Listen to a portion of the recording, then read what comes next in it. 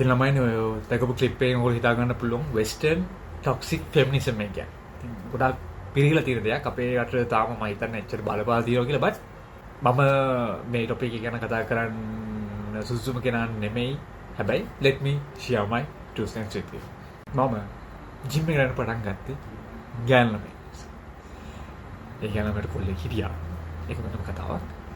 හැබැයි මට එන්කරේජ්මන්ට් එකක් නේ ගෑනු ළමයි. මම ඔයාලට පැහැදිලි කරන්න හදන්නේ අර කලින් පෙන්නපු ක්ලිප් එකේ. මොකද මිනිස්සු කියන්නේ social creatures ලා අපිට සමාජීය ජීවීන් කොටස්. අපිට එකිනෙකාගේ උදව් අනිවාර්යෙන් අවශ්‍යයි. ගැහණු මේ පිරිමි වෙනම කියලා එහෙම ඇත්තටම කරන්න බැරි දෙයක්. අපි එකිනෙකාට වටිනවා. කෞතුලිකව අවුරුදු 12 13 ඉඳන් අවුරුදු 30 වෙනකම් වගේ මට self confidence, self esteem, depression මේ තුනම තිබ්බා. තවත් mental issues යනවා ඒකත් එක්කම. but අවුරුදු 30න් වගේ තමයි මම පොඩ්ඩක් ජීවිතේ ගොඩ ගන්න පටන් ගත්තා. ඒ වෙනකම් believe it or not මට කෙල්ලෙක්වත් හිටියේ නැහැ. මට කොන්ත්‍රාන් ක්‍රෂස් තිබුණා තියෙනවා. මට කෙල්ලෙක්ගේ අතින්වත් අල්ලලා නැහැ. මම කිව්වත් වගේ ඒ කෙල්ලට කොල්ලෙක් හිටියා. කොල්ලෙක් නැතත් මට දැන් උනත් ඉන්න තාත්තට මට mentally relationship එකක් handle කරන්න බෑ. mentally තමයි financially උනත් මට බෑ. ඒ නිසා හරි අමාරුයි ඒක ටිකෙන් ටික අතහැරලා දාන්න වුණා. friend වෙනෙක් වෙන්න හැදුවා. genuine friend කෙනෙක් වෙන්න හැදුවා. but feelings got in the way. පිරිමි අපි කියන්නේ හරිම සිම්පල් ජීවීන් කොටස්. ඉතින් ඥාන ළමයින්ගේ මේම පාන්නරයක් ආපුවාම අපි කරන්නේ නැති දෙයක් නැහැ.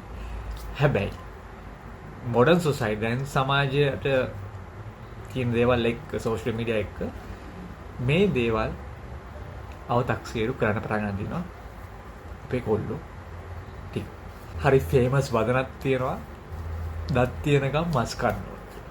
බැයි ඒ පණිවිඩය වැරදි විදිහට පාවිච්චි කරනවා අපි මේ ළමයි ටික. ඔබට හොඳ කෙල්ලෙක් සෙට් වුණා. ඒ වයිබ් එක හොඳයි.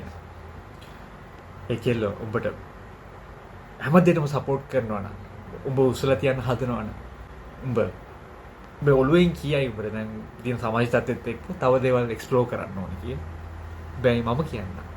ඔබට ආයි මේ කෙල්ලෙක් හම්බ වෙන්නේ නැහැ. The grass is not always greener on the other side.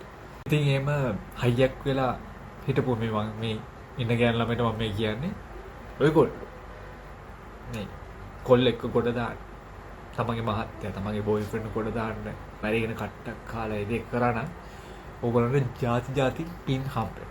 එහෙම මැරිගෙන ගොඩ දාපු කොල්ලෝ තමන්ට කරන්න පුළුවන් කුප්පම වැඩේ කරලා අයින් වෙලා ගිහලා තියෙනවා කියලාත් මම දන්නවා. එහෙම ගිය කොල්ලෝ ඉතින් අර කලින් හිටපු ගෑන ළමයි අනිත් ගෑන ළමයිගෙන් හොයන්න බලනවා. හැබැයි sorry to say එහෙම එක්කෙනෙක් ආයිවාට හම්බ වෙන්නේ නැහැ මල්ලි. ඉතින් ඔයාටත් මේ වගේ කෙල්ලෙක් ඉන්නවනම් ඔයාටත් mental illness එකක් තියෙනවනම් ඔයාගේ trauma අර කෙල්ලට ඩම්ප් කරන්න යන්න එපා. ඒක නිකන් වලේ වැටෙන ඔයාට කඹයක් දාලා උදව් කරන්න හදන උඩින මිනිස්සයා තමන් කඹේ එල්ලීගෙන එන ගමන් ගල් මුල් වලින් ගහනවා වගේ දෙයක්. අන්තිමට කඹ අතහැරලා ගියාට පස්සේ පීකචු ෆේස් එක දාගෙන ගෑනු සංහරයටම වනින්න එපා. තමන්ගේ ජීවිතේම ගෑනු ළමෙක් නැත්නම් it's best to heal yourself. තියෙන ප්‍රශ්න යම් තාක් දුරට විසඳලා තමන්ට ඒ රිලේෂන්ෂිප් එකට දෙන්න පුළුවන් විදිහට ජීවිතේ හදාගත්තම ගොඩක් හොඳයි.